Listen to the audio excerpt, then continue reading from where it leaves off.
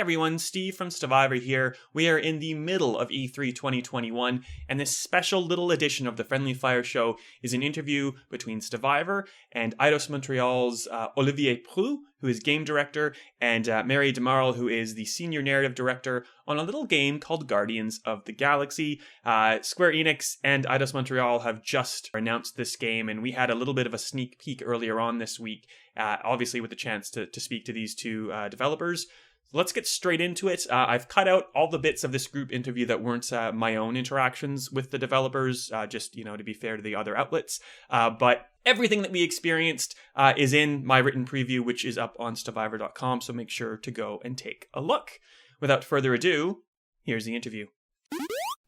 I guess I'm going to start with the sort of elephant in the room being Avengers, and it's, obviously a completely different beast. It's a single-player game. It's a multiplayer game. It's a game as a service. It's a looter shooter, and Guardians of the Galaxy is a single-player narrative story. I was just curious to the design process to get to that, rather than something cosmic. And yeah, exactly. Yeah. Well, when one of Eidos Montreal's philosophies as a design team when we're starting on games is to really immerse ourselves in the license, in the material that we're dealing with, and figure out what is the best player fantasy. So when we started this, of course, we did consider, should this be multiplayer? Should this be co-op? Should this be whatever? But the more we started to dive into it and the more we started to look at it, we realized that the real strength of the Guardians is that you have this team of completely unpredictable characters who are so true to who they are, but they respond to things in very foreign and unexpected ways. And we thought, I really want to hang out with these guys. And to do that, the best way to do that is we kind of realized that, like, Peter Quill is, number one, he's human. So we can understand the human. And number two, he is the so-called leader of the team. So what would it be like to actually have to be wrangling these people and being the leader who has to react to the unpredictability of what they do? And you make a choice in the game because we put choice and consequence in. As Peter, you're making choices, and then you're getting reactions from these guys, and you have to respond to that, and you have to figure that out. And once we kind of settled on that, it became very obvious to us that we wanted to keep it a single player game, and we wanted to focus on redefining what team gameplay is from a single player perspective. So that's kind of how our focus really started.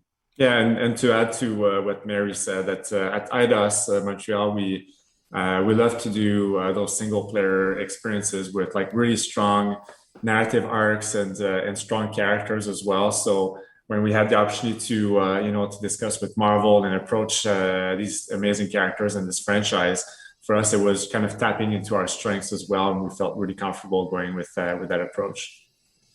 Now, I definitely don't mean to do a disservice to design, but if I had to boil it down, like in like a little snippet, I would kind of call it like a combination of the comics and like the MCU.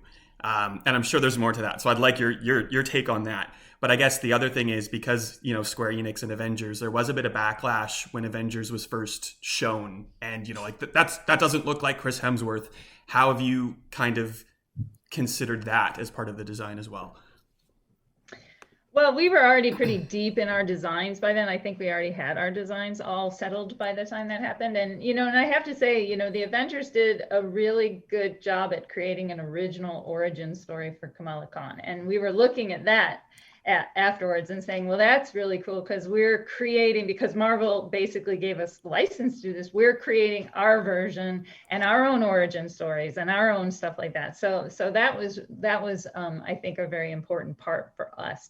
But we're all making the games and we're all like sitting there with, how's this going to be received? But cross your fingers and hope it works. Yeah, but Steve, that's such like the reaction we get from fans when we do like focus groups or play tests, or now we're starting to talk to you guys about the game, and people are like, is it the comics, is it the movies? And it's a bit of everything. It's like a lot of inspirations from all those sources. It's our own inspirations as well, and our own like artistic direction and narrative direction. So it's something that you've never seen these Guardians before. But for sure, like things like, you know, the great tone and the humor and the banters that you love from the movies. That's something that, you know, the MCU fans will recognize. And of course, music. And music is a big part of the experience for sure. And it's the case in our game. I think you were pretty much hitting on this as part of like the player choice and you know, like branching story paths. But there was, in what we were shown, you know, like Rocket getting thrown across a chasm and like a thing on the screen, almost like Telltale style, like Rocket is furious for what you've just done.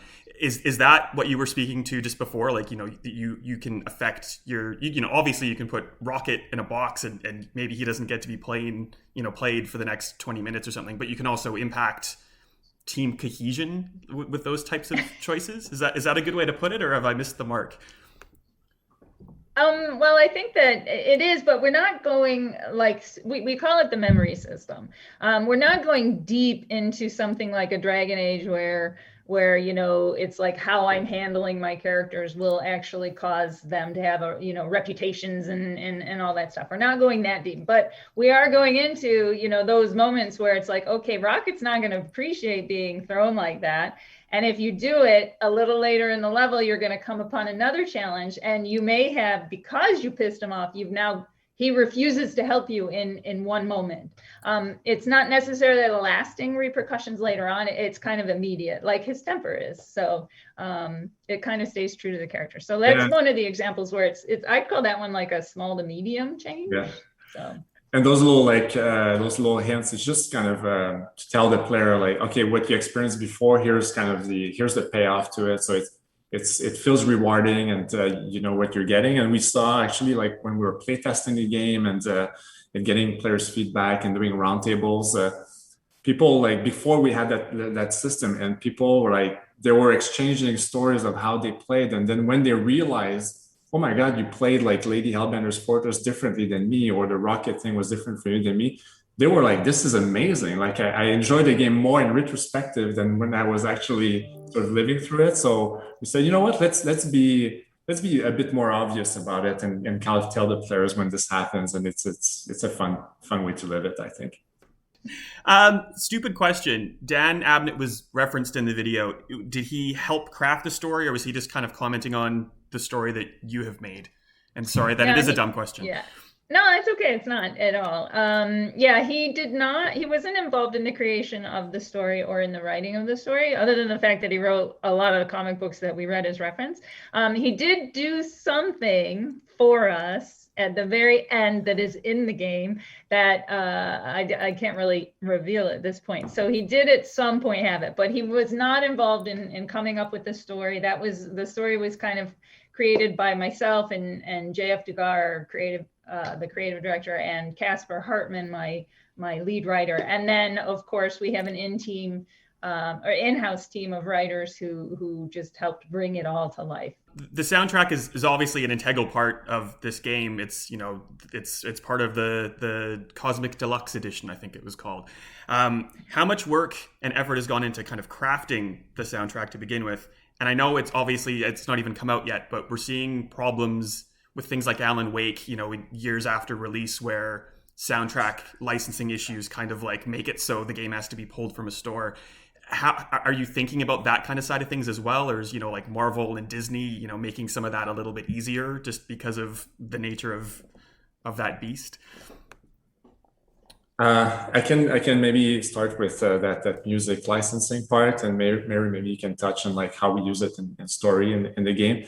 Yeah, music licensing is complex, definitely, and but it was so important for us. We have 30 tracks, and we have like a wild variety of 80s tracks from like Iron Maiden to Rick Astley, and you have Kiss and Kids on the Block. So we went all across the spectrum of good 80s songs there. But what we did, we worked with a consultant in the music business who did a lot of music licensing with video games in the past, and we have a great legal team as well within Square Enix Publishing. And from like really early on the project, we work with these experts. I'm not an expert, you know, music licensing. You need those experts to sort of guide you through that process. And making sure that we get those tracks. And we didn't get everything we wanted at first, but we still had like a good amount that we were aiming for. And eventually, I think, the tracks, the way we use them in the game, Mary can touch on it. It really adds to that experience. Yeah,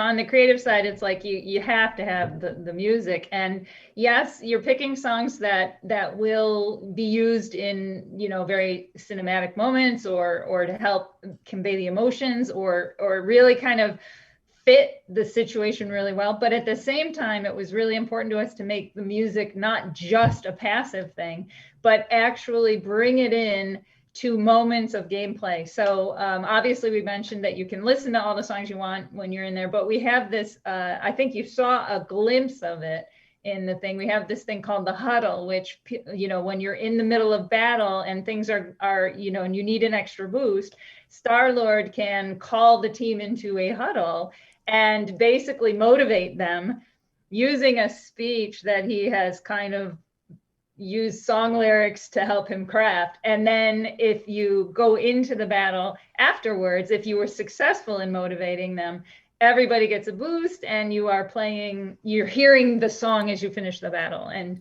Star-Lord always gets a boost because he always motivates himself. But sometimes the Guardians aren't as motivated as you, etc. So it's kind of a fun little aspect to it. Yeah, it's funny, like a couple of days ago, of course, right now we're testing the game, and we're looking at it to debug, and myself, sometimes I of course I tested, and I had a moment, I jumped into a big battle, I tested the huddle, and I started to have this fight to the final countdown, this final countdown. I was like, oh my God, this is awesome. Like, it works so well. So we create those moments that I'm sure players will really enjoy that huddle feature. So we've seen, I don't know, you probably can't answer any of these questions, and I'm like, I just want to know. There were snippets of supporting Guardians characters kind of like thrown in there, and fans will see that. I just want to know if Nova's going to be in there, but I'm sure you can't say yes or no. But I just can't get that question out of my head. So why not? It's out there now. Well, I can't reveal that stuff. I don't. It's often, it's really funny because it's hard for me to talk story, even though I love it to death, but I hate spoiling it for anyone. So, yeah. Safe to say there'll be lots of Easter eggs and things that fans will be able to pick up. There are going to be so many Easter eggs in this game. But just in that trailer, you see Mantis, and I know, like Mary always says, it's my favorite character in the game. We have Cosmo the dog, and we have other characters that you saw in the trailer, and we have more in the game that we didn't want to reveal. We don't want to spoil it, but I think Marvel fans will be happy with the wide range of characters. And there's some moments in the game when you explore different areas, and you'll see some Easter eggs as well. So some Marvel deep cuts is in there for our fans. That's for sure. Nice. We timed that perfectly. Basically. I would say one last thing about it. What's really cool about it, I think, working on it all this time is, especially having just come through a pandemic, or well, not yet 100% through, but it's like, this story is fun. It's like, it's a breath of fresh air and light and humor. And yet at the same time, it's dealing with really deep themes of like faith and family and loss. And it's a story of hope at the same time. So I think just that will help add to how much fun the game is to play. It's a fun thing to do, I think. At least I hope. I agree, Mary.